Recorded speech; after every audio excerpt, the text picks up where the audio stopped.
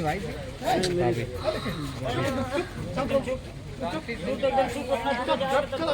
નમસ્કાર, આપ જોઈ રહ્યા છો સત્યનો સાગર ન્યૂઝ। મહેસાણા સિવિલ હોસ્પિટલમાં બાંધકામ કરતા યુવકનું થયું મોત। વારંવાર પીઆઈયુએ સૂચના આપવા છતાં સુરક્ષા વ્યવસ્થા નહીં કરતા શ્રમિકનું મોત। કોઈપણ જાતની સુરક્ષા વગર થતું હતું બાંધકામ। પીઆઈયુએ દ્વારા આ મામલે કોન્ટ્રાક્ટરને અપાઈ હતી નોટિસ। સ્થિતિમાં સુધાર નહીં આવતા શ્રમિક પટકાઈને મોતને ભેટ્યો। મહેસાણા સિવિલ ખાતે પોસ્ટમોર્ટમ કરવામાં આવ્યું। પરિવારને જાણ થતાં સગા સંબંધી સિવિલ હોસ્પિટલ ખાતે આવી પહોંચ્યા। ઘરના સભ્યોને મૃત્યુની જાણ થતાં પરિવારના સભ્યો હિબકે ચડ્યા। આ અંગે અલગ અલગ નિવેદનો સામે આવી રહ્યા છે।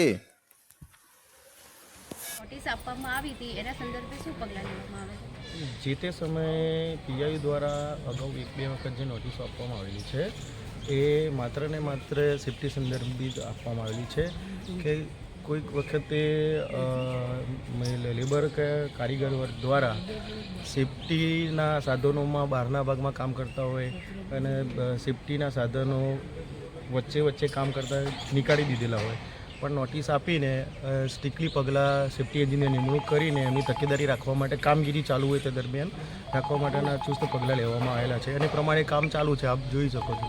કેટલાથી કેટલા વાગ્યા સુધી કામ ચાલુ હોય છે?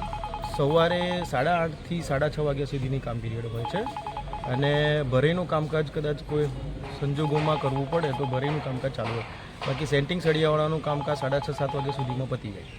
સેફ્ટી માટે મજૂરોને જે સેફ્ટી માટે શું શું સાધનો આપવામાં આવે છે? સેફ્ટી બેલ્ટ હોય છે, હેલ્મેટ હોય છે, એમના સેફ્ટી શૂઝ હોય છે, સેફ્ટી અમુક સંજોગોમાં બહારના ભાગમાં છજ્જામાં કામ કરવાનું હોય તો સેફ્ટી બેલ્ટ સાથે 1 થી 2 માણસો એના સેફ્ટી બેલ્ટ પકડી રાખવા માટે અને સેફ્ટીના સાધનો સાથે એને ઝૂલા પરથી નીચે ઉતરવા માટે એમનું નિરીક્ષણ રાખવા માટે બી એક માણસ હતો।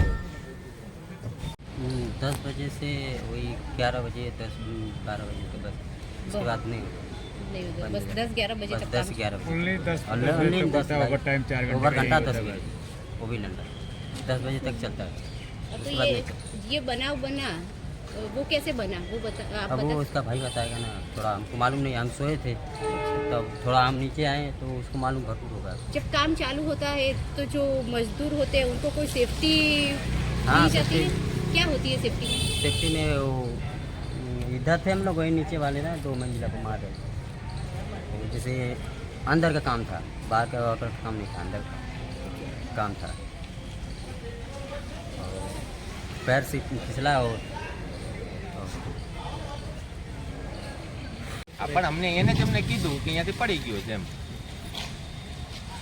બોલો સંજયભાઈ। સંજયભાઈ શું ઘટના બની ગઈ?